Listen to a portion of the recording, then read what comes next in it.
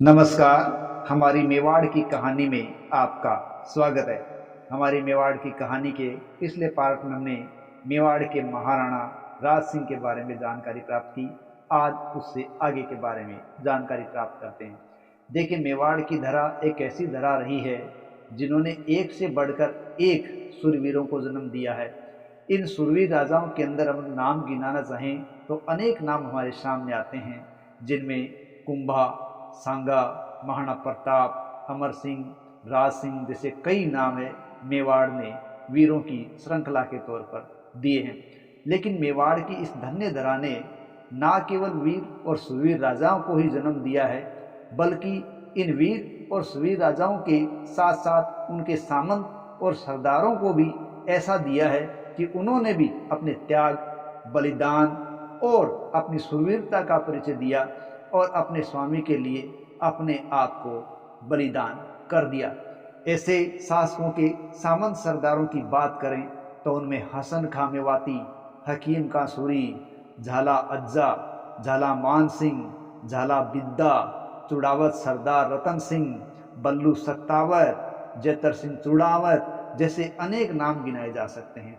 लेकिन इस धरा ने न केवल सुरवीर राजाओं को जन्म दिया और न केवल उनके सहयोगी सामंत सरदारों को जन्म दिया, वरन इस धरा ने अनेक ऐसी वीरांगनाओं को भी जन्म दिया है जिन्होंने इतिहास में अपने आप का नाम अमर करवाया है। यदि राज परिवार की बात करें तो राज परिवार की बिलोंग करने वाली रानी पद्मिनी या पद्मावती, जिन्होंने अपने अस्तित्व की रक्षा करने के लिए जौहर का रास्ता अपनाया था, इसी प्रकार रानी कर्मावती ने भी अपनी जौहर की ज्वाला दहकाई थी। लेकिन इन रानी के अलावा यदि सहयोगी राजाओं की, सामंत सरदारों की बात करें, उनके पारिवारिक सहयोगियों की बात करें, तो उन्हीं वीरांगनाओं ने भी एक अतुल बलिदान दिया है। ऐसे बलिदान के अंदर पन्ना धाय का नाम लिया जाए, जिन्होंने उदय सिंह की रक्षा अपने पुत्र चंदन की बलि देकर की थी। उसी प्रकार चुड़ावत सरदार रतन सिंह, जो कि राणा राज सिंह के सामंत सरदार थे, उनकी पत्नी हाड़ी रानी सहल कंवर ने भी एक अतुल बलिदान दिया था, जिसकी तुलना करना बहुत मुश्किल है।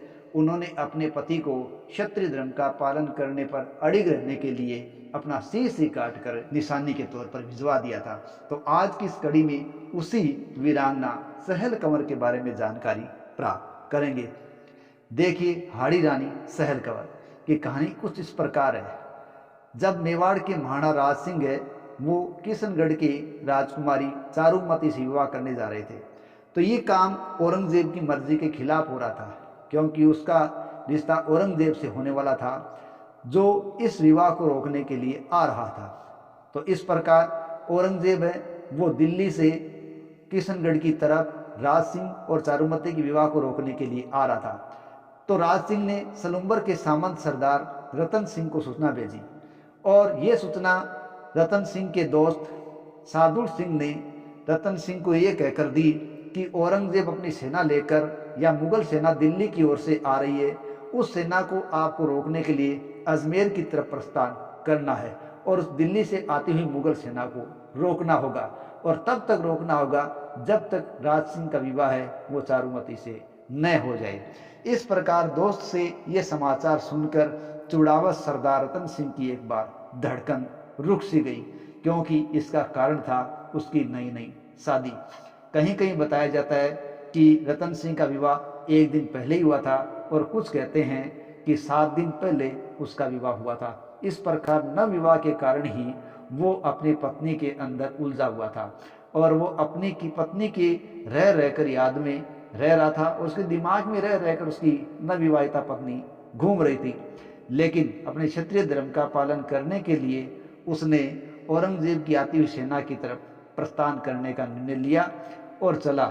लेकिन रास्ते में रह रहकर उसकी नवविवाहिता पत्नी की उसे याद आ रही थी, तो इसलिए रास्ते से उसने अपने एक दूत सेवक को रानी के पास भेजा और ये कहा कि कोई ऐसी निशानी दो जो पति को पल पल तुम्हारी याद दिलाती रहे। वो दूत है वो किसके पास आया? हाड़ी रानी सहल कंवर के पास आया, और उसने बताया कि रतन सिंह ने ऐसी निशानी मांगी है जो आपकी याद उसे लगातार दिलाती रही।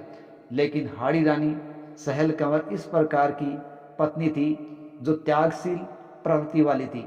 उसने ये सोचा कि मेरे पति का ध्यान मेरे अंदर अटका हुआ है, इसलिए युद्ध के अंदर वो अपने क्षत्रिय धर्म का पालन नहीं कर पाएंगे और इससे वो चूक जाएंगे।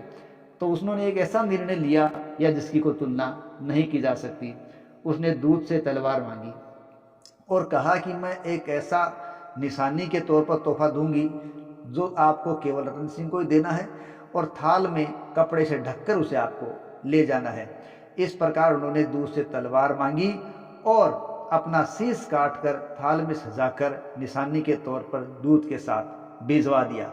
जब ये निशानी लेकर वो दूत कहाँ पहुंचा, रतन सिंह के पास पहुंचा, तो चुड़ावत सरदार रतन सिंह है वो भी हक्के बक्के रह गए। लेकिन उन्होंने अपने क्षत्रिय धर्म का पालन करने के लिए उस कटे हुए शीश को अपने गले में लटकाकर पूरी मजबूती के साथ उन्होंने संघर्ष किया और संघर्ष इतना बलशाली किया कि मुगल सेना को उन्होंने भागने के लिए मजबूर कर दिया।